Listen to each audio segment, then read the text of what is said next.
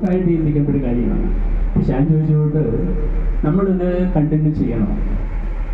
ഈ ഒരു ഫോറത്തിൻ്റെ പ്രത്യേകത എന്താണെന്ന് പറഞ്ഞു കഴിഞ്ഞാൽ, നമ്മൾ ബാങ്കിൽ ജോയിൻ ചെയ്ത കാലം തൊട്ടേ നമ്മുടെ കൂടെ വർക്ക് ചെയ്തിട്ടുള്ളവരും നമ്മുടെ സുഹൃത്തുക്കൾ മാത്രമാണ്, അവരുടെ ഫാമിലി മാത്രമാണ് ഈ മീറ്റിങ്ങിൽ പങ്കെടുക്കുന്നത്.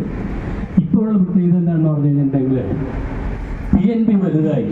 എങ്ങനെയാണെന്ന് പറഞ്ഞാൽ ഈ PSRB ബാച്ച് മാത്രം ഉണ്ടായിരുന്ന ഒരു കാലം, അതായത് ഈ PNBയുടെ 80 തൊട്ടെടുത്ത് പരിശോധിച്ചാൽ അതിൽ വന്നിരിക്കുന്ന PSRB ബാച്ചിൽ റിക്രൂട്ട് ചെയ്യപ്പെട്ട പലരും ഇന്ന് ഈ കൂട്ടത്തിലുണ്ട്. പക്ഷെ അതേസമയം ഈ PSRB ബാച്ച് മാത്രമല്ല PNBക്കാർ എന്ന തിരിച്ചറിവ് നമുക്കുണ്ടാകുന്നത് അത്യാവശ്യമുണ്ട്. അതിനുശേഷം PNBയിൽ Nedungadi bank, new bank of India ലയിച്ചു, നെടുങ്ങാട് ബാങ്ക് ലയിച്ചു.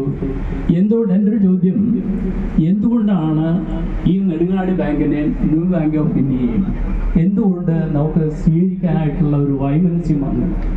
അവർ PNBക്കാരല്ലേ? PSRB ബാച്ചിൻ്റെ ഫസ്റ്റ് ബാച്ച്